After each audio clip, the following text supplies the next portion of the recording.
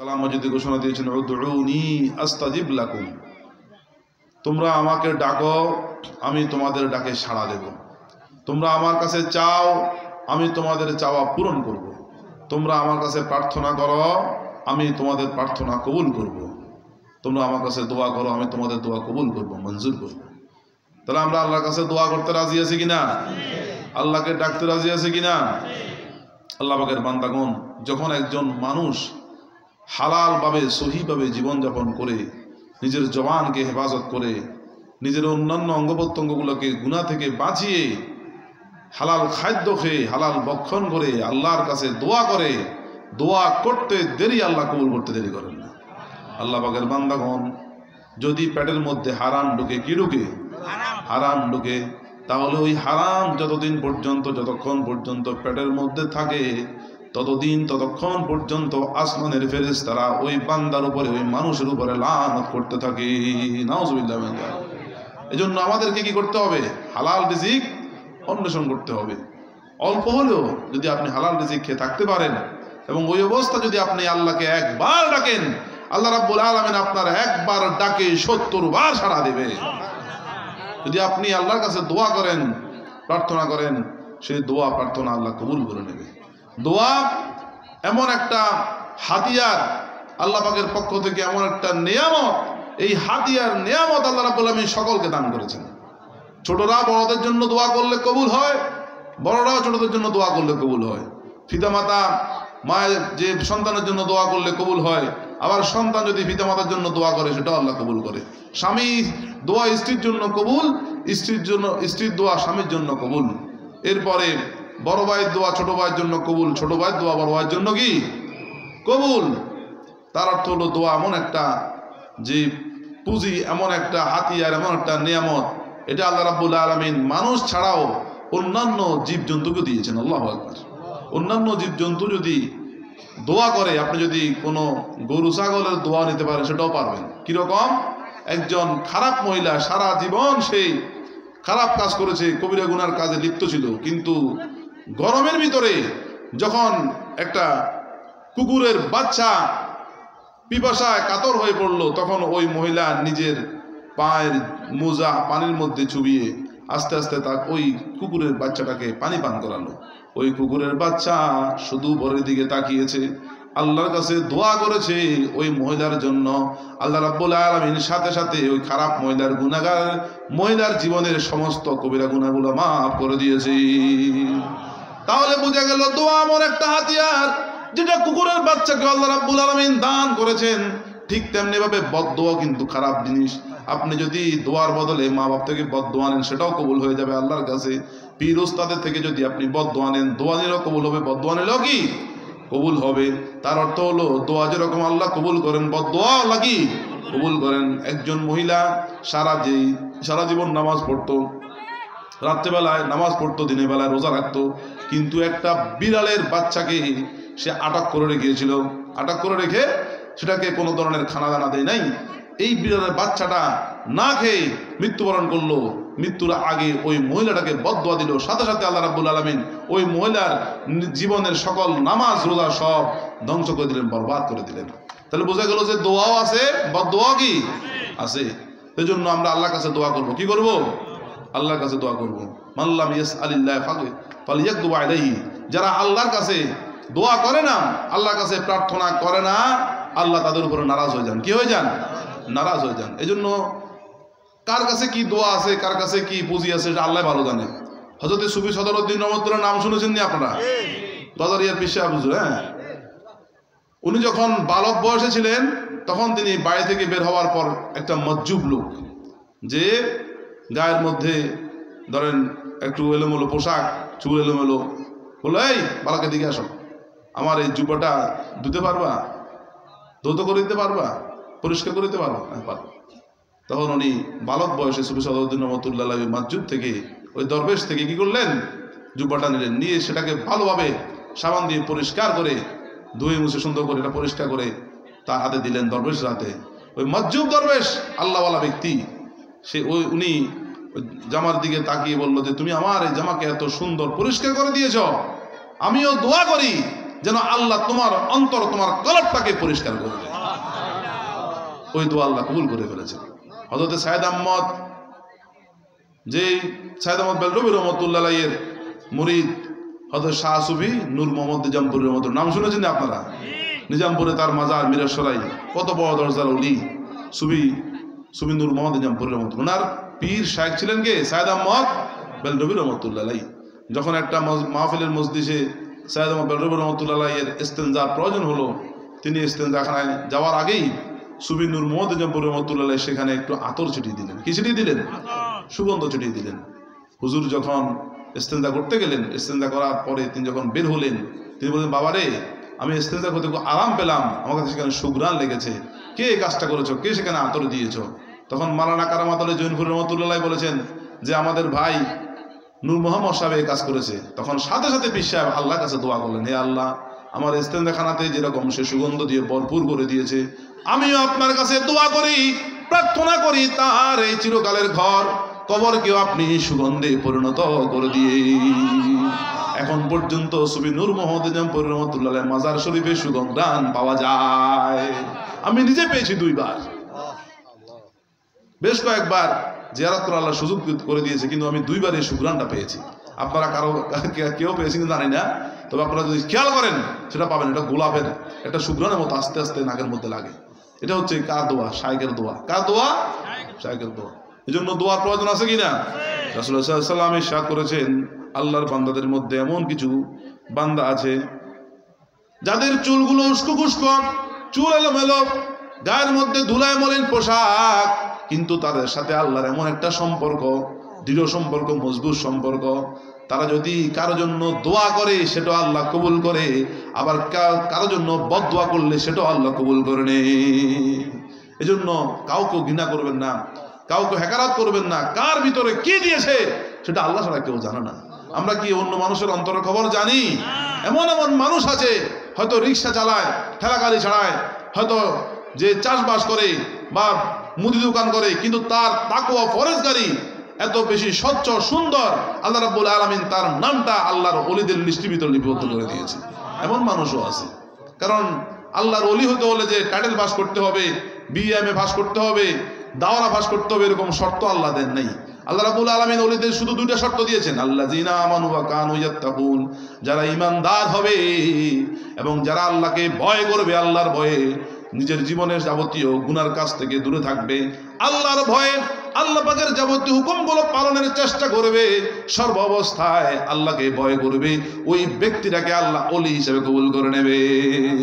সেটা অল্প শিক্ষিত হোক, বেশি শিক্ষিত হোক, কলেজে পড়ুয়া হোক, মাদ্রাসায় পড়ুয়া হোক, টাইটেল পাস হোক বা টাইটেল পাস না হোক, দায়রা পাস হোক বা না হোক, এরপরে কুলি হোক, মজুরি হোক, চাষি হোক, রিক্সা চালক হোক, ঠেলাগাড়ি চালক হোক, দোকানদার হোক, মুদি দোকানদার হোক, সাধারণ মানুষ হোক, তার ভিতরে যদি ইমানের তাজাল্লি থাকে, ইমানটা মজবুত থাকে এবং সে যদি আল্লাহকে ভয় করে, সর্ব অবস্থায় আল্লাহর ভয়ে একই থাকে, যে কম্পন অবস্থা থাকে, আতঙ্কে থাকে, আল্লাহর ভয়ে সেই গুনার কাছ থেকে দূরে থাকে, তাহলে সে যে কোনো পেশার লোক হোক, যে কোনো বাড়ির লোক হোক, যে কোনো অঞ্চলের লোক হোক, যে কোনো অবস্থার লোক হোক, আল্লাহ রাব্বুল আলামিন তাকে ওলি হিসেবে কবুল করবে।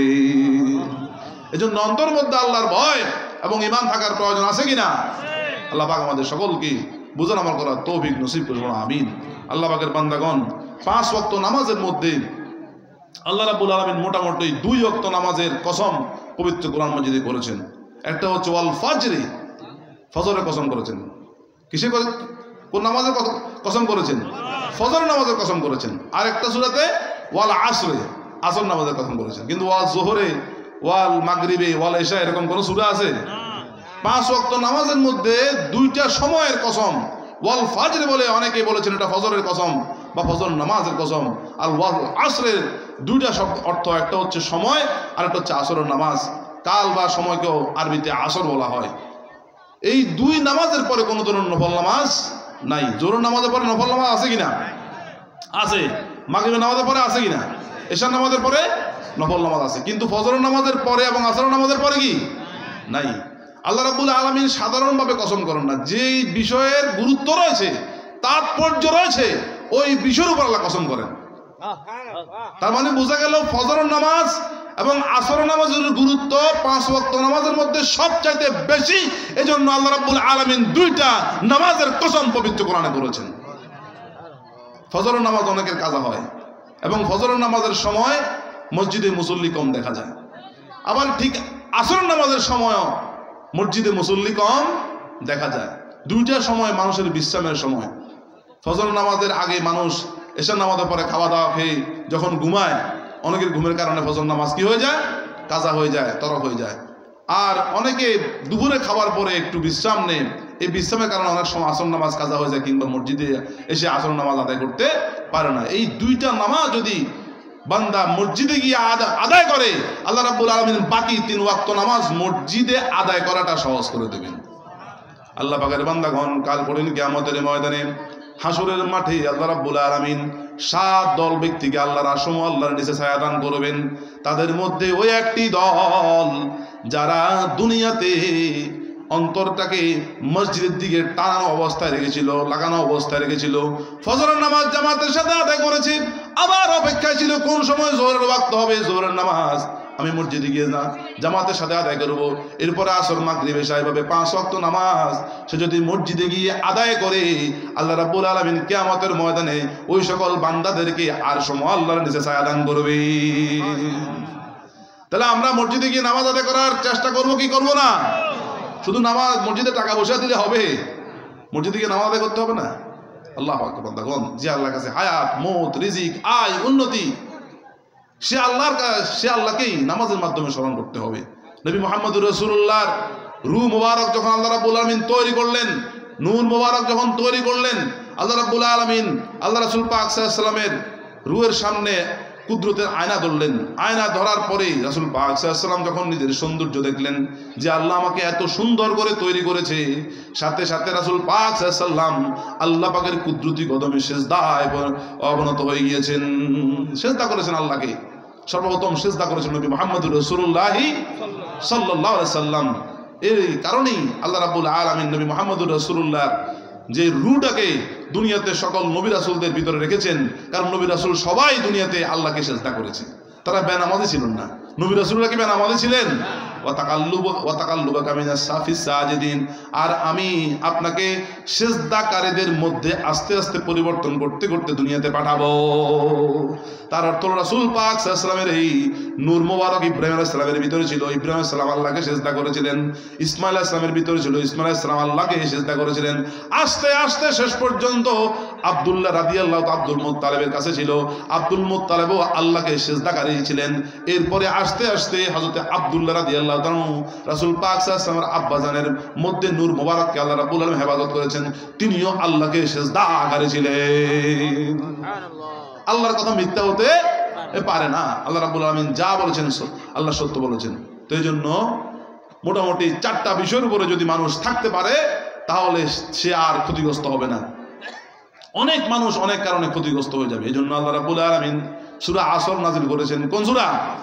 সূরা আসর নাযিল করে আল্লাহ বলেছেন ওয়াল আসর, আসর নামাজের কসম কিংবা সময়ের কসম, কালের কসম বলে আল্লাহ রাব্বুল আলামিন বলেছেন ইন্নাল ইনসানা লাফি খুস, নিশ্চয়ই সকল মানুষ ক্ষতিগ্রস্তের ভিতরে আছে। সকল মানুষ কিসের ভিতরে আছে? ক্ষতিগ্রস্তের ভিতরে আছে, ক্ষতির ভিতরে আছে, ধ্বংসের ভিতরে আছে। ইল্লাল্লাযিনা আমানু, কিন্তু ঈমানদার ছাড়া। ইল্লাল্লাযিনা আমানু ওয়া আমিলুস সালিহাতি, এবং ঈমানদার অবস্থায় যারা নেক আমল করবে, সওয়াবের কাজ করবে।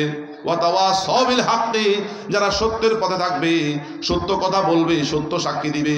ওয়া তাওয়াসাউ বিস সাবরি, এবং বিপদে আপদে লোকসানে, বিভিন্ন ধরনের বিপর্যয়ের সময়, অসুখে বিসুখে, বিভিন্ন ধরনের সমস্যা যারা ধৈর্য ধারণ করবে, আল্লাহর উপরে ভরসা করে থাকবে। এই 4টা কোয়ালিটি, 4টা গুণ যে সকল মানুষের ভিতরে থাকবে, ঈমান, আমলে সালেহ অর্থাৎ নেক কাজ, আর সত্য এবং সবর, ধৈর্য, এই 4টা জিনিস যার ভিতরে থাকবে, যে বান্দাদের ভিতরে থাকবে, আল্লাহ রাব্বুল আলামিন দুনিয়ার ক্ষতি, কবর, হাসর, মিজান, ফুলসিরাত অর্থাৎ আখিরাতের সকল ক্ষতি থেকে তাদেরকে রক্ষা করবে। অতএব আমরা বিপদে ধৈর্য ধারণ করব। বিপদে কি করব? ধৈর্য ধারণ করব। যদি বিপদে আমরা ধৈর্য ধারণ করতে পারি, বিভিন্ন সমস্যায় আমরা দুঃখে কষ্টে ধৈর্য ধারণ করতে পারি, আল্লাহর উপর ভরসা করে থাকতে পারি, তাহলে ইন্নাল্লাহা মা'আস সাবিরিন, ওই হিসাবে আল্লাহ রাব্বুল আলামিন আমাদের সাথেই থাকবে। এখন যে আপনারা বসে আছেন, আপনাদের কাছে যদি ধৈর্য না থাকতো আপনারা উঠে যাইতেন। তার অর্থ আপনাদের বসে ধৈর্যের পরিচয় দিয়েছেন, এতক্ষণ আল্লাহ আপনাদের সাথে আছে। আল্লাহু আকবার। আল্লাহ পাক আমাদের সকলকে বুঝার আমল করার তৌফিক নসিব করুন, আমিন। তাহলে ঈমান অন্তরের মধ্যে কি রাখতে হবে। ঈমানটা যে অন্তরের মধ্যে আছে সেটা কিভাবে বুঝবেন? যখন কোন নেক কাজ আপনাকে আনন্দ দিবে এবং গুনার কাজ আপনার অন্তরের মধ্যে কষ্ট দিবে, তখন বুঝবেন যে আপনার ভিতরে ঈমান আছে।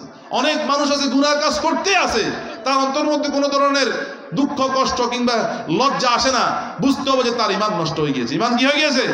নষ্ট হয়ে গিয়েছে। আর যদি গুনার কাজ করার পরে তার অন্তরের মধ্যে একটা ভয় আসে, আর আমি কি করলাম, এই কাজটা মনে হয় ঠিক হয় নাই, এই গুনার কাজটা না করলেও তো হতো, সাথে সাথে সে যদি আল্লাহর কাছে তওবা করে, আল্লাহর কাছে ছোট হয়ে যায়, লজ্জিত হয়ে যায়, ওই অবস্থায় আল্লাহ রাব্বুল আলামিন তাওয়াবীর হিসাবে আল্লাহ রাব্বুল আলামিন তাকে যেই তার তওবা কবুল করে তার জীবনের গুনাহ মাফ করে দেবে।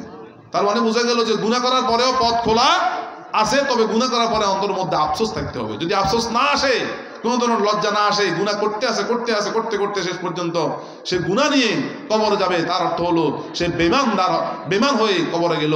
আর যার অন্তরের মধ্যে কষ্ট লাগে গুনাহ কাজ করতে, সে আর গুনাহ কাজের দিকে যায় না, বুঝতে হবে যে তার ভিতরে ঈমান আছে। আল্লাহ পাক আমাদের সকলকে ঈমানদার হিসেবে কবুল করুন, আমিন। সদরুস পড়ি সাল্লাল্লাহু আলাইহি